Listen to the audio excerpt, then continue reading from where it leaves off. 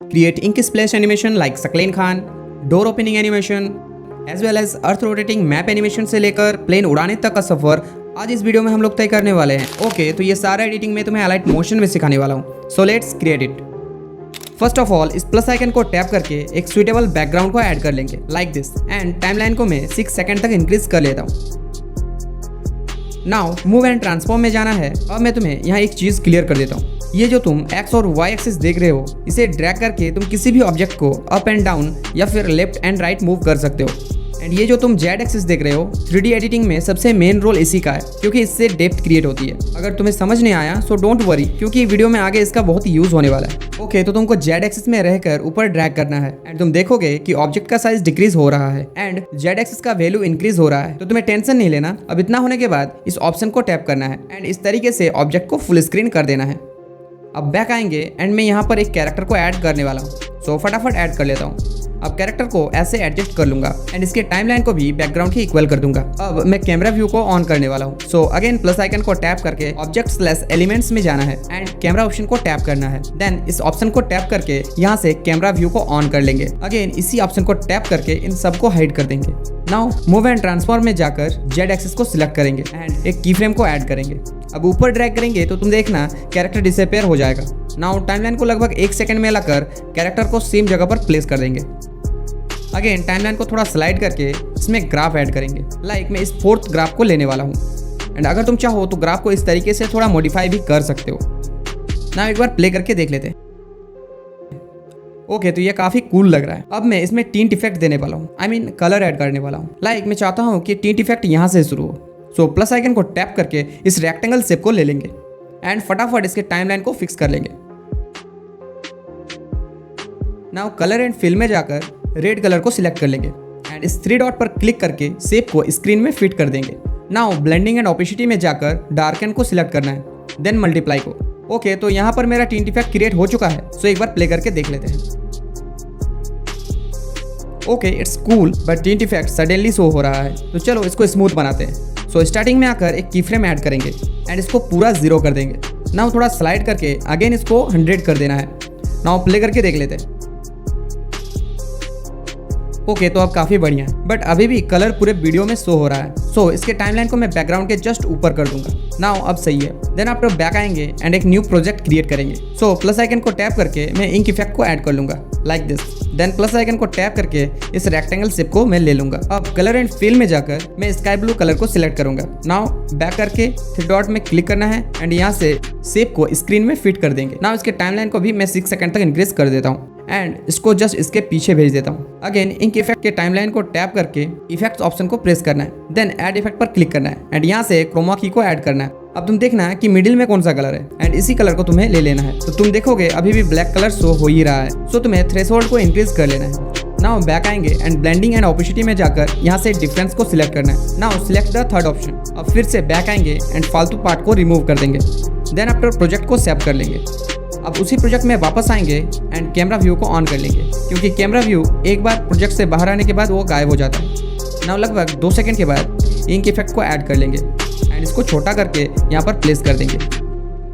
Now blending and opacity में जाकर लाइटन को सिलेक्ट करना है एंड फर्स्ट ऑप्शन को ले लेना है, बट इसका मुझे और एक कॉपी चाहिए। सो इस ऑप्शन को टैप करके डुप्लीकेट लेयर पर क्लिक करना है एंड एक कॉपी को यहाँ पर प्लेस कर देंगे। एंड मैं चाहता हूँ कि दूसरा इफेक्ट कुछ सेकंड बाद अपीयर हो। सो इसके लिए थोड़ा सा ड्रैग कर लेता हूँ। अब जो वेस्ट पार्ट है उसको डिलीट कर देंगे। नाउ प्ले करके देख लेते हैं।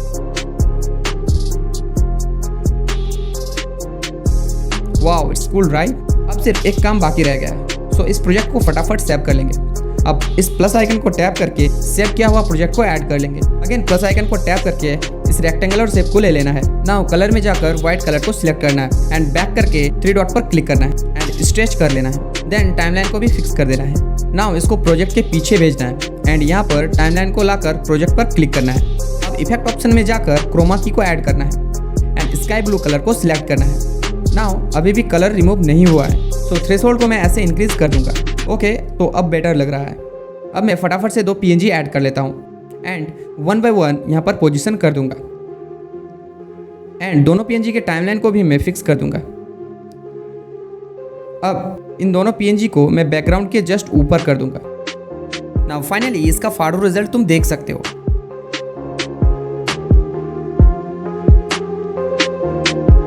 ओके, ये डोर इफेक्ट्स बड़े बड़े क्रिएटर्स अपने वीडियोस में यूज करते हैं एंड ये देखने में काफी कूल लगता है और सबसे खास बात कि इसे क्रिएट करना काफी इजी है।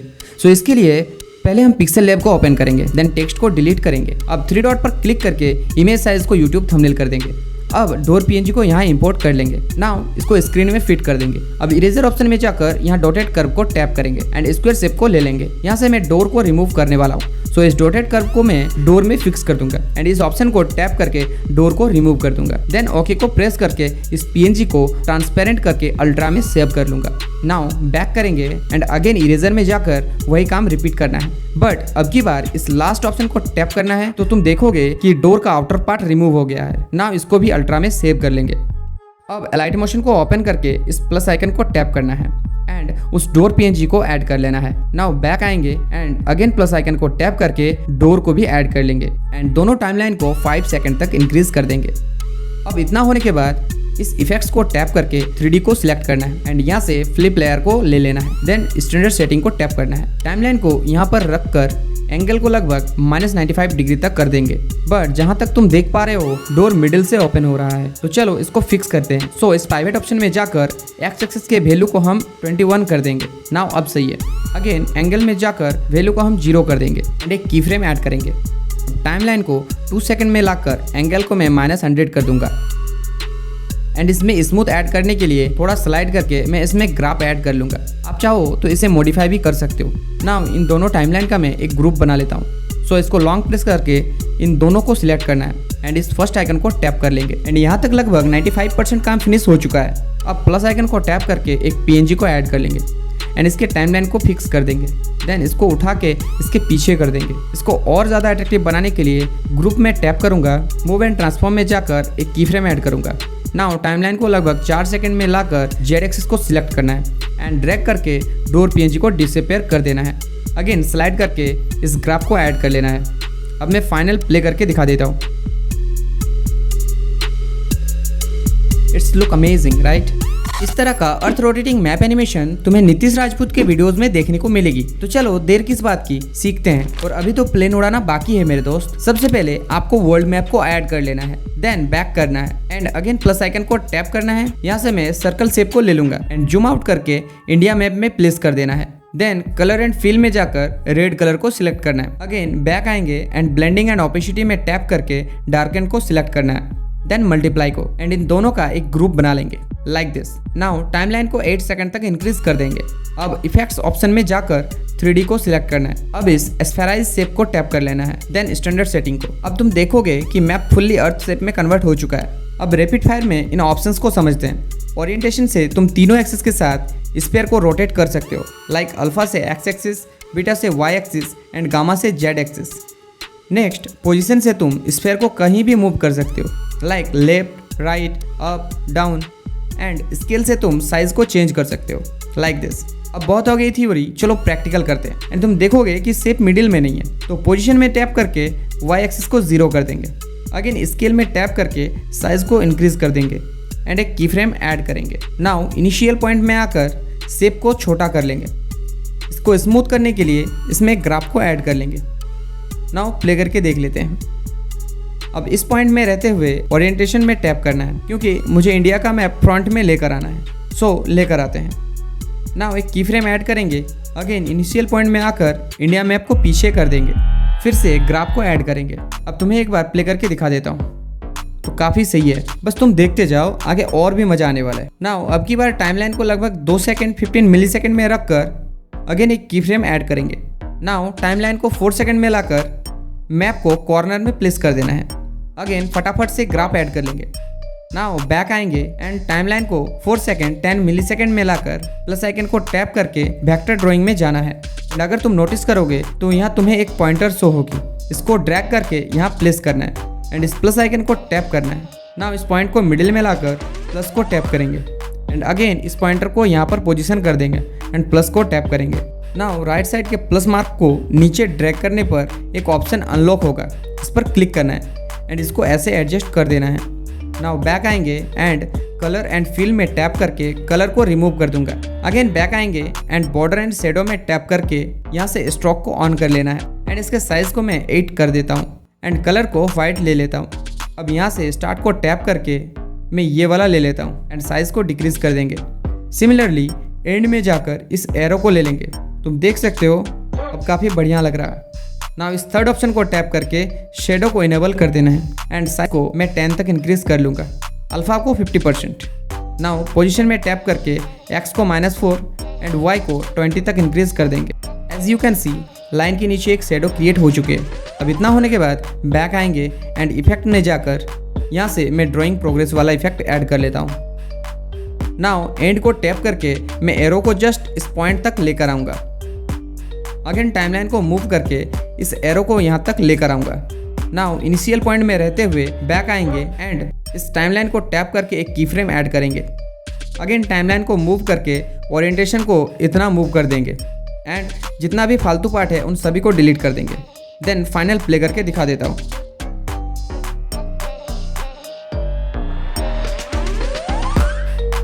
अब तुम्हें जो बेसब्री से इंतजार था उसे सिखाने वाला हूँ, क्योंकि अब हम लोग प्लेन को उड़ाएंगे। तो first of all environment create करने के लिए हम बढ़िया सा बैकग्राउंड को ऐड करेंगे। देन मूव एंड ट्रांसफॉर्म में जाकर जेड एक्सिस को टैप करेंगे एंड इसके वैल्यू को 10,000 कर देंगे। तो तुम देख पा रहे हो कि इसका साइज डिक्रीज हो चुका है। नाउ इस थर्ड ऑप्शन को टैप करके बैकग्राउंड को फुल स्क्रीन कर देंगे एंड टाइमलाइन को लगभग मैं 6 सेकंड तक इंक्रीज कर लूंगा।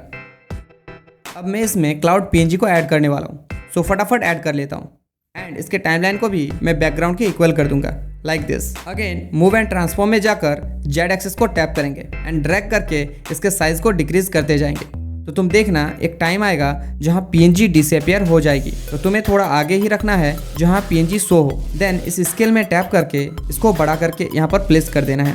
पर ध्यान रहे कि हर पीएनजी का जेड एक्सिस का वैल्यू का डिफरेंस 500 रहना चाहिए, ताकि क्लाउड के बीच बढ़िया सा डेप्थ क्रिएट हो। सिमिलरली ऐसे हम सभी क्लाउड पीएनजी के साथ करते जाएंगे like this.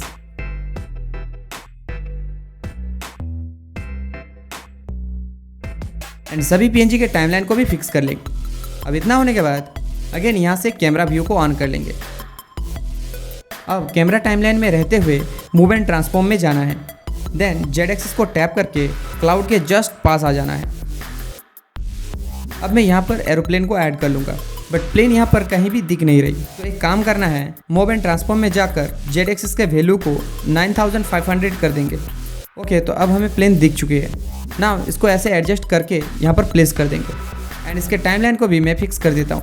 Now camera timeline को टैप करके एक की फ्रेम को ऐड करेंगे एंड एंडिंग में जाकर जेड एक्सिस के वैल्यू को डिक्रीज कर देंगे। एंड तुम चाहो तो इसमें ग्राफ भी ऐड कर सकते हो। अब मैं प्ले करके दिखा देता हूँ।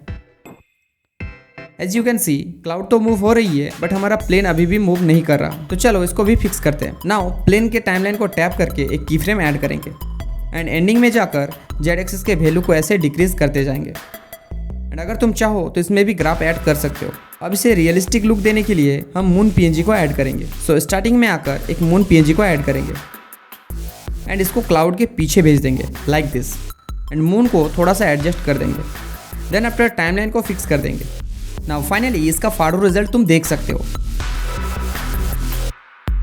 बाकी तुम इस प्लेलिस्ट को देखो एंड मजे करो।